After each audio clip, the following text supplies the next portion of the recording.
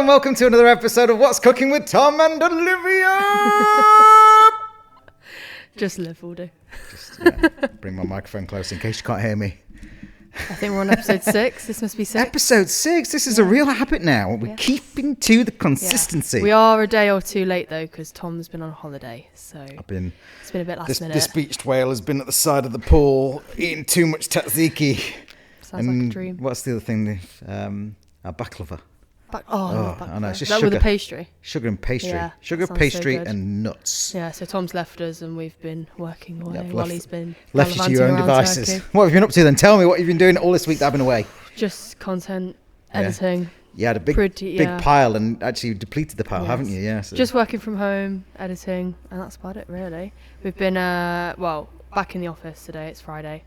And we've been prepping for a showcase we're going to on Sunday with Sammy TP at Caterer Farm. At Caterer Farm, yeah. So we've been. It's an event peppered with the who's who of weddings. There's quite a few people. We've got. I think we're the only caterer. There's a few photographers, photo booths, florists, stylists. Yeah, lots of. I mean, if you need anything, is this going out today? Tomorrow. So you might get a chance to see it on Sunday if you come, but otherwise it's backdated. But there'll be a reel, I'm sure, of on everyone's Instagrams who's going to be there. So I think there's. 80 people coming, 40 couples, about that. I think more. Yeah, I think more. Yeah. And we are cooking some food. Yeah, I'm going to do a load of hash brown. I'm excited for that. I'm going to do a load of hash brown. So lure them in with my delicious treats and then feed them some. So we've something instead. And then they're going to go home with a little gift. So before we had the rebrand, Tom actually published a book. 2. Called The Definitive Guide to Planning a Wedding. And we've got a load of these up here. So we thought I sunk a lot of money into this, like nearly $4,000 about 5 years ago, thinking I'm never going to change my brand. And then I changed my brand. Yeah. And so to prevent them from going in the bin and hopefully somebody getting some value. I mean, they're always going to be handed out, but I've caveated that with a little oversheets. Well, can you still buy these online? Yeah, you can get on Amazon. So if you're getting married, then was it The Definitive Guide to Planning a Wedding by Thomas Bauer? Online. Bauer, same thing. It's not. Olivia Coosgroove. So we're giving these out to some of the couples, hopefully to help them running up to their wedding. Yeah, it's full of great stuff. I need to give it a proper read. Not that I am getting married anytime soon, but just for it's got loads of. It's packed full of helpful stuff, really, to guide you on your way, navigate the old planning process and stuff. I've also done another one called Definitive Guide to Wedding Food that's loved by everyone, which actually is feeling a bit dated. I haven't got any more printed copies of that, so it's probably worth a reskin as well, update the recipes. But that's definitely a project for the winter now. But it was a good book at the time and I was really proud of it. And it did get to top seller. I think it got top 10 on Amazon. Really? Yeah, wow, that's really good. I made sure that everyone bought it on the same day and it spiked. That's how you do that, folks. Just so you know, marketing tip. Top tip. And then this week we also had all the vans redone. So I think the rebrand is complete. The website, we're still waiting on the bloody website. Web designers, what is that? Web designers, why are they so slow? Why are they so slow? But web is happening it's happening soon. And then I think that is the final piece of the puzzle. The final essential piece of the puzzle. That they can see. Yeah. More stuff for us We still need to do reskinning books like this. Yeah. And then we've got the... and then Callum and I have also been doing a few bits of infrastructure, trying to 1% better every day. 1% better. And this week we've been focusing a bit on how we quote and how we present the quotes, and having a good look from the bird's eye view as to how and if it is easy to understand, whether they understand the value, if they understand, because to us it's very obvious what we do, but to them, do they truly know? Do they truly know why we're so special? Yeah, and so why we're so special. My mummy says I'm special. My cat's breath smells like cat food. So we'll just always take a bit of a back seat and have a look from the top and see what's what. Yeah. But so basically that's all we've been really doing this week. We've got... and that was just today. It's been quite relaxing, I did nothing the rest of the week.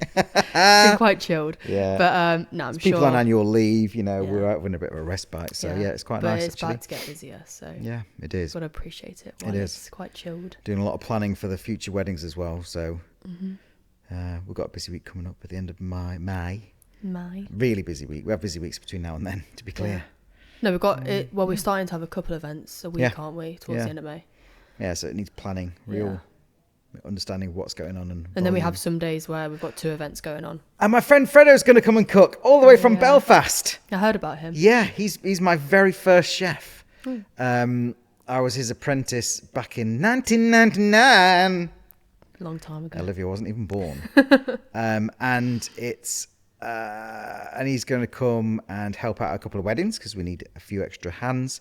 And he's coming from Belfast, but he's French. He lives in Belfast these days. And yeah, I'm looking forward to seeing him. Actually, just getting drunk with him when I'm not at work. Honestly, that's going to be it's gonna be like being at a festival or something. How long is he here for? He's coming for 2 stints at about 3 and 4 days at a time, I think. Wow. So he's flying over. He must from really Belfast. like you to come all the way from Belfast. Yeah, I'm Tommy. I'm some pot. I'm a good guy. But yeah, Space, that's all we've been doing this week. So now we're going to answer. No, before we do that, we didn't do it. What was your interesting or fun fact or thing? I'm going to be really honest. Nothing camera appropriate. Oh. It was bank holiday. And do you remember last week how I said I was going bottle kicking? That didn't happen because, Sunday night was just a bit too good. Okay. So Olivia got pissed up. No. Well, it's true, right? I didn't say that. I just said I did. I had a good time. I was just a bit tired. I don't know if any of you notice, but I wear slippers. We all wear slippers in-house. Beyond a steel strip on the floor downstairs, I made a rule when we moved in that we wouldn't wear outdoor shoes past a certain point because of my very expensive carpet that I put down. It was a big area and it cost me a lot of money, and it's still looking pretty good apart from when the baby was sick the other day. These things happen. Baby was sick on the carpet. Baby was sick on the carpet. And Can't these things blame happen. it. That's no, it's fine. But that's like the only thing that's really happened in 7 years. So the carpet's still looking pretty good. Now, except for the one night when Hannah Hall used to live here, she used to use that office right there, and she came home from an event and stood in some dog poo literally left her car, stood in some dog poo and came in, abided by the rules and took her outside shoes off and unloaded her stuff upstairs, got back downstairs, put her shoes on and left in pretty much darkness, right? And then we came in the next day and there was dog shit everywhere. Oh, no. And it was because of that. Oh, God. That it saved the carpet. She's like, now, Hannah, you have to write in the channel. She's a fan of the show. Now, Hannah, you need to write in the comments what I said to you because you quoted it to me so fondly the other day. It was something like it's not your fault, but it's your problem. Something like that, which is absolutely true. It was. It wasn't your fault, but it is your problem. Get it cleaned up. So we've got more questions. More bloody questions. Do you want to start or do you want me to start? Go on, you start. Okay. Let me just get my notes up. So Lee asks, what 4 people... Can you make up a new name for your dad? I know, Mark. Mark asks. Thanks, Mark. What 4 people, dead or alive, would you like to be seated with for a wedding meal? Ooh. Whoa.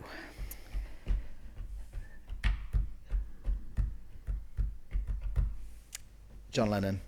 Okay. I'll go with the Queen. Really? The Queen's a lovely lady. I like to meet the Queen. Okay. And 4 people. 4 people.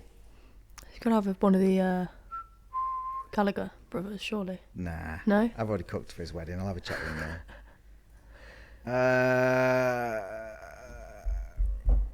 I don't know.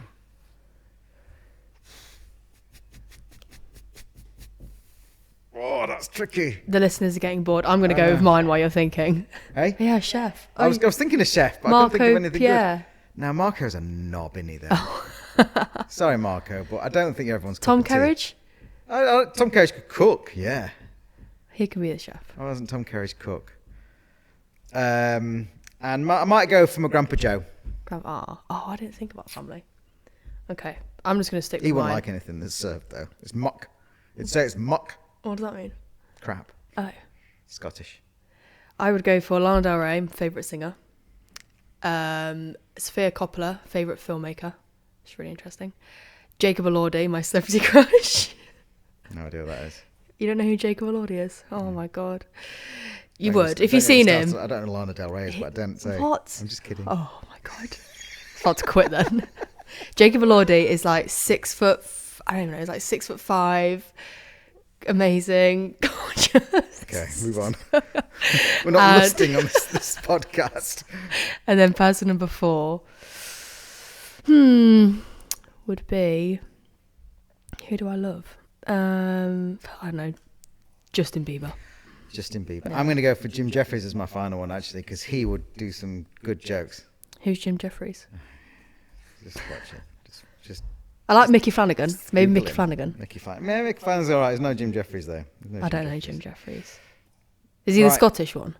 Jim Jeffries is Yeah. Australian, but lives in America. He's lived in Australia for America for a long time. More questions from Hannah Hall Photography, because she's our biggest fan. Second word today.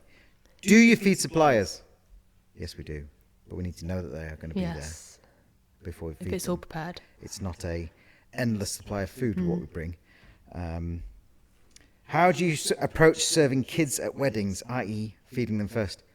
Yeah, generally, they don't have a starter. And they might have something like nuggets and chips, or pizza and chips, or chips and chips, or chips With some and cucumbers dips. or carrots. Yeah, but some they never balance. want it. Kids aren't interested in eating that food. They want to skid on their knees and look and mess around with Uncle Knobhead. So generally, we feed the bride and groom first, then we fire out the kids' food, and then we feed everyone else. So that's sort of how we approach Yeah. it. We go bride and the groom, kids get them happy. or top table fed, Yeah. get the kids fed, So they can stop And whinging. smash out the rest of the food for the Yeah. the rest of the guests, and then suppliers get fed after Very the last. customers. And I don't care if you've got to go and do a shoot or get ready or anything. My priority is the people sitting suited and booted for the wedding guests. Yep. So yeah, Right we over. do. Right. Blah, blah. What does the perfect pie look and taste like? Says Ella. She's another number 1 fan. What does it look like? It should be like a mahogany colour. Okay. So it should be a real dark brown. The shape and size is irrelevant, really. It should have a... Oh, I've got the hiccups. Oh no. It should have a beautiful crimp. There should be no boil out. I don't agree with boil out. Some What does people that think mean? that boil out is good. So when the Filling. filling boils out, you get like a black... Oh, is that comes little... out the hole and Yeah. or out of any crease that hasn't been sealed properly and boiled and then burns. No. That's not... It happens. It's not terrible, but the perfect pie Yeah. shouldn't have it, in my Yeah. opinion. It should have a nice even bake all the way around. When you cut through it, you should be able to see, like, especially with a pork pie, you cut a pork pie in half, you should be able to see 3 colours. You should be able to see the exterior, like the mahogany colour, and then the centre should be like a white band, Yep. dark band, and then out of that there should be a lighter band, and that's where the jelly is seeped into the pastry to soften it. The white band is where the heat has come through and stopped. Sorry, the dark band where the heat has come through and stopped, and then the mahogany colour is where the bake penetration has got to. So you should be able to see all those because Sounds that's quite perfect technical. bake. There's loads. I can keep going. The meat in a pork pie should go all the way up to the shoulder of the pie. It shouldn't go like, in my opinion, it shouldn't go all the way above it. So sometimes you get pork pies and they're flooded with jelly. Oh, right, okay. Shouldn't be that, but there should be an amount of jelly in there. Yeah. Because the jelly depletes over time. It shrinks out with age. So if you get a pork pie, say you buy one from Tesco's, or other Sainsbury's are available, other supermarkets are available, and you cut it open and there's not very much jelly in there, that's an old pie. Because they will have been filled. I to the never shoulder of the realised that. meat. How's a jelly made from it when it gets cooked? It gets injected. Oh, right. At Christmas we'll make some pies. Okay. And it gets injected and then goes up the pie, up to the shoulder of Right. the meat. So if you get a pie that hasn't got much jelly in, 9 times out of 10 it will be because it's an old pie, Oh. not because it's not had any in. Because it's there to, the jelly is there to keep the moisture, it's to replace the moisture the meat loses when it's baked. Got you. That's why it's there. and that's why it's delicious. What about soggy bottom? Do you want a soggy bottom pie? Absolutely not. Absolutely not. Well, there's your answer. You don't want one. There you go, Ella. See you next week. Shall I do one? Yeah. Do we have time? We've got, yeah. Can I have a show-stopping, fully vegan menu? If you want, Hannah, yes. That's it. Yeah, you can. That was a quick one. Tom's good at cooking vegan food. I like cooking vegan food. It's all right. Not very often. We don't do it very often. I like a vegetable that's packed with flavour, like a cabbage that's full of stuff. I don't mind vegan food at all, actually. I'm not bothered about meat replacements. Yeah, it's just a bit of a cop-out, really. I'm not bothered about tofu and stuff like that, but people do. But I like vegetables with loads of flavour. That works for me. I'm into that. Yeah. So yeah, that's all the questions this week. So next week we'll be back. We will. Back. What are we doing next week? There's not much happening next week, actually. We're going to do a lot of content. We're going to make some more Does It Pies. Yes. And do... we're going to make a lot of content, actually, next week. And then we've got the weekend off. We've got the weekend off? Yep. Although we have got a wedding on the Monday bank holiday. Yeah. So. I'm going to try and go away in caravan. Really? Yeah. All right. Nice. See you next week. Ta-ta.